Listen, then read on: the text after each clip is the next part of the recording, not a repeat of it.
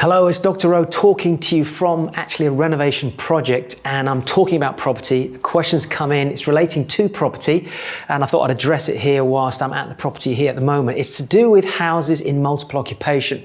And the question that came in was, what are 3 things I need to know when going in to buy or when looking to buy a house in multiple occupation? So if you're brand new to this and you've never done anything to do with property at all, just so you're clear, buy-to-let properties are properties that generally have one contract on them and a short-hold tenancy agreement. A family moves in and that family basically live there under one tenancy agreement. A house in multiple occupation is the same property, but now with multiple tenancy agreements in it. In other words, it's multiple occupation, several people renting, you get more income from the property, your outgoings are more, but overall you keep a much better cash flow. If you haven't watched one of my other videos on this, I actually go through and do a comparison showing HMOs versus buy-to-let, so go and watch that.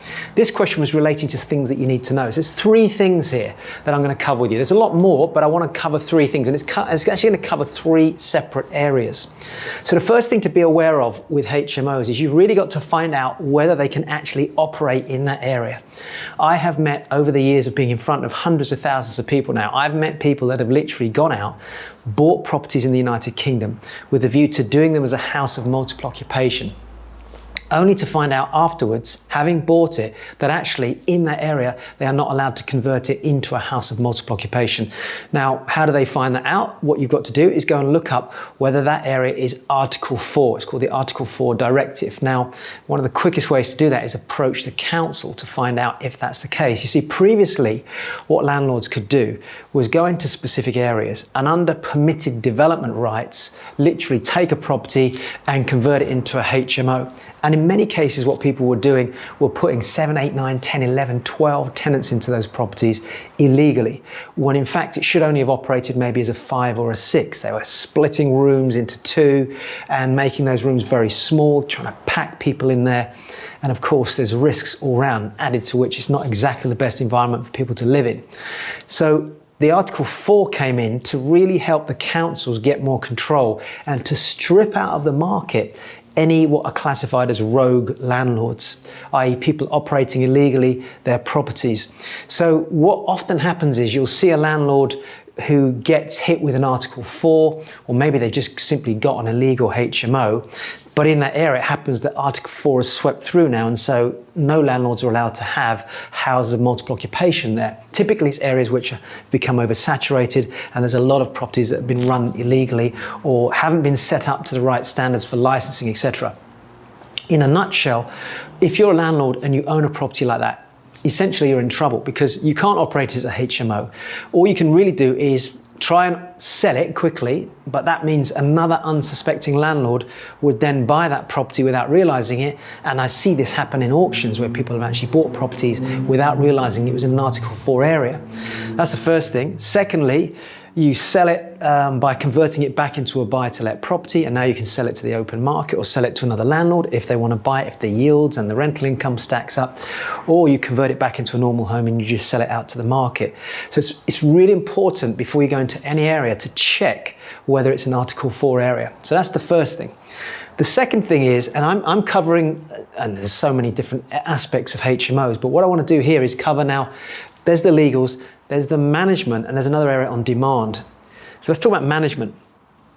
Please, if you're looking at an area, check whether there's actually letting agents that will manage a HMO. I was literally on the phone yesterday to somebody talking about a specific area that we're looking for HMOs, and what he said to me is, and he's a manager himself, he said, in this particular area, there are very few letting agents that will take on HMOs. Most of them in this area only deal with landlords for buy-to-let properties. So that's really interesting, because if you think about it from this perspective, if you go there, you buy the property, you haven't checked the letting agents, you look at the demand, you check that there's no Article 4, you then start to renovate the property, and then you think, right, let me go find a letting agent. And then it turns out the letting agents in the area don't take HMOs on. You're left to self-run this property yourself. And that means marketing it, looking after the tenants, dealing with the issues. You don't really want to do that because you're now back in another business, another job. So the objective here is to be hands-off if you want to be fully passive, which means you must make sure that you do enough research to check in the area that there are letting agents that actually take on houses of multiple occupation. And it's not just enough to give them a call and say, hi, do you do HMOs? Yes, we do, thanks. put the phone down. What you really should be doing is, if you can get face to face with them, go through with a list of specific questions. And those questions need to be very clear about what you're looking to achieve as a landlord. So it's not just about do you manage them, but look at things like their history, how many do they manage, what are the if a situation occurs in the property, what happens next? If a tenant doesn't pay, for example, or another question might be, if something happens in the property, how do you deal with it? And of course, if they haven't had a lot of experience with this, it'll show up in the conversation you're having with them. So number 2 is letting agents. The third thing is quite simply demand, because it's one thing to look at a nice big Victorian house and think, great, I can turn that into an 8-bedroom HMO. But what if there's no demand in that area? What if that demand in that area is for flats or buy-to-lets, but not for HMOs, in other words, room-lets? So that's a really big factor. It's one thing to know that it's okay because there's no problems with Article 4. It's another thing to find a letting agent that says, yes, we can take on HMOs in the area. But of course, what if you happen to have picked a property in an area where there's very little demand for actual individual rooms or double rooms or ensuite rooms, for example?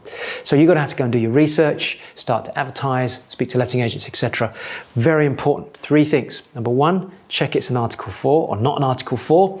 Number 2, make sure there's letting agents that can manage your property for you. And then finally, make sure you can actually fill your property before you start to go and even think about putting money down or putting offers on properties for HMOs. Hopefully that's useful. Dr. Rose signing out. I shall see you on one of my next videos on tips and techniques around property investing.